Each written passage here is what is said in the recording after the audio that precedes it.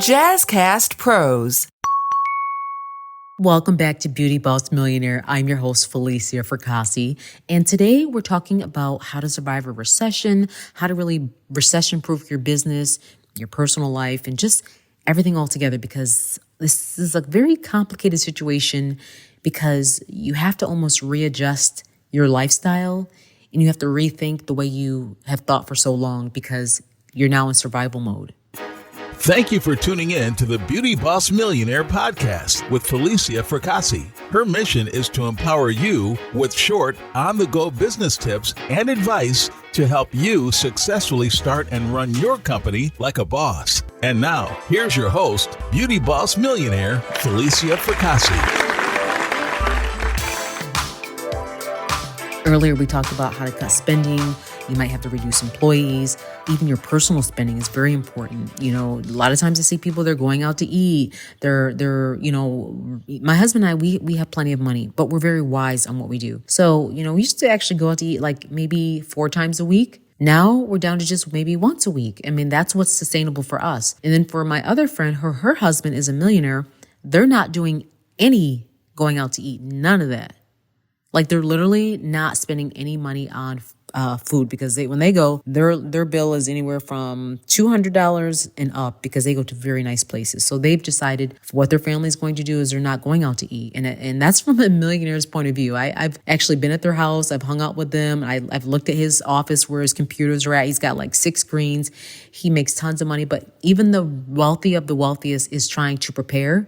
And that tells me that every level down from 100,000 to a millionaire needs to start thinking smart, because if not, it's always the bottom level that gets crushed out. And some of these people that are high up, they're waiting for the bottom people to get crushed out so they can take their possessions. My kids play this game called Fortnite. Let's go there for a moment. Fortnite is all about survival. So literally you're in this field and you jump off the little bus. There's like a little parachute and you fly down, and then your next job immediately is to get resources so you can protect yourself. You got to like do all these things, break into a house. And the next thing is, as you're doing all these things, there's people that want to take you out. Now, let's just say, for instance, that the people that want to maybe take you out is the really wealthy and the elite. Unless you are planning and doing strategy the entire time and you know your stuff and you study the game and you know where to get stuff at and you know what to do and what not to do. And so this whole game goes on, and hopefully you can be down to the one of the fewest players to get like a really good spot, 1, 2, or 3. And unfortunately, the ones that do die during something called the storm, because you get really weak during the storm, that's what a recession in my mind is. When you die, what happens is that all the resources, all the things that you've worked so hard in your life on this game is now available for the next person to collect. So literally you die, and then you can see your guns, you can see all your little supplies that you normally use to survive. They take it all. And that's really kind of how it is in real life. And that's how it's going to be during this recession. People are waiting for us to give up, lose our energy and stamina, lose our fighting power. So it's really important that you listen closely so we can figure out how we can survive this recession as a team. You're not alone. I don't want you to feel like you're alone. I'm here to guide you through it. I really try my best to break things down and make it easy to understand so you know what to do. All right, so let's get right into it. Let's look at your business. In your business, whatever your business is, ask yourself, is there anything you can add on a service? Or is there anything else that you maybe don't normally offer that you can start offering to start making up for those dry months, those days where it's slow, those months where it's slow, those weeks? Because there's going to be some times where it might be slow for a week. And it could crush you because you're thinking, what happened to this money? It normally is this amount of dollars, and now we're down to this little amount of dollars. How am I going to pay everybody? How am I going to survive? There's no profit left for me. I still have rent and bills to pay. So this is the time where you have to think of creatively what you can add on to the service or what you don't normally offer, or just kind of really be creative. Like, for example, at my salon spa, I actually forgot to tell you guys about this. I took over a whole salon. I'll talk about that later on. That's what I meant to tell everybody.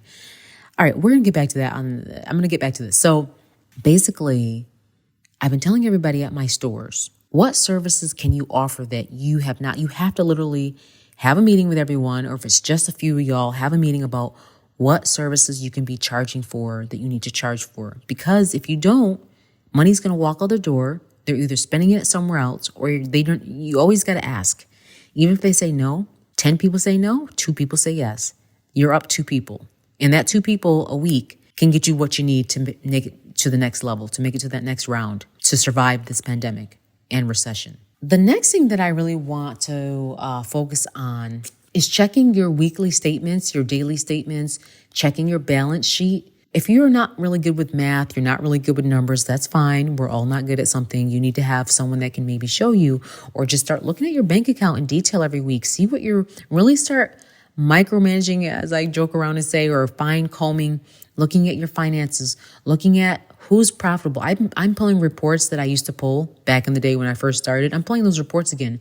I want to know who is the most profitable person in my company. I want to know who is the person that's the least profitable. I want to know what product is the most profitable, what product is the least profitable. And if I find something that's more profitable, we need to be pushing that product.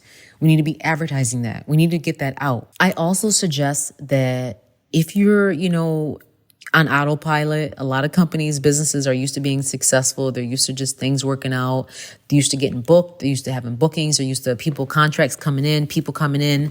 Everything's working. Just remember, it might slow down by 10% or 20 or 30.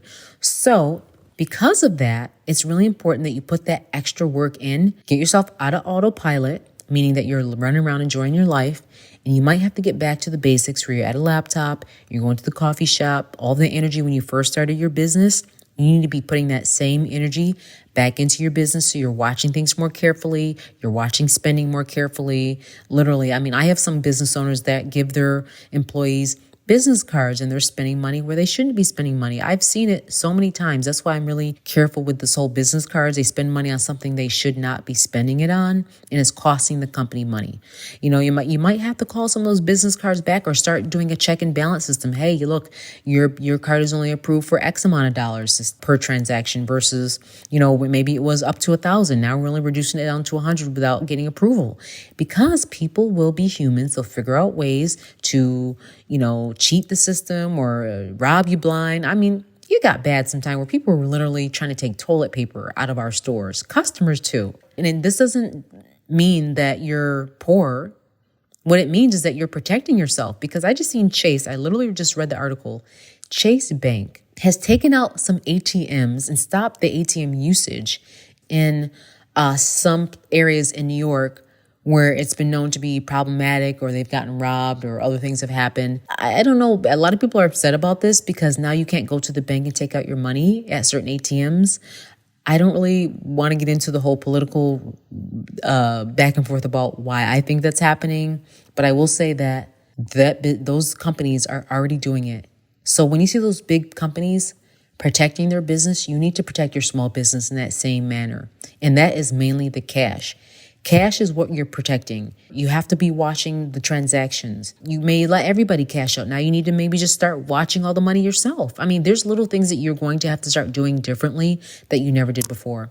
All right, I don't want to get too far into this. I know I wanted to keep these short quickly so you can listen to these on a ride to work or whatever. So the key to surviving a recession is being watchful, looking over the business, making sure you can survive it, and more importantly, protect the cash flow. Cash flow is the most important thing you want to protect during a recession. Your cash flow cannot dry up, because that's when the business dries up. We're going to get into this next on the next episode of Beauty Boss Millionaire. Stay tuned.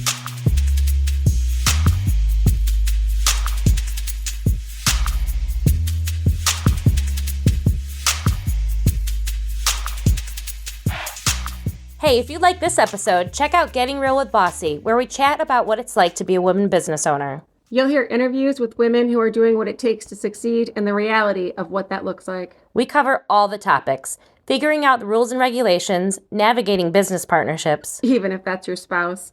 Motherhood while running a business, working within your values. and all the ups and downs of being the boss. Are you ready to get real? Pop over to our podcast. Getting Real with Bossy,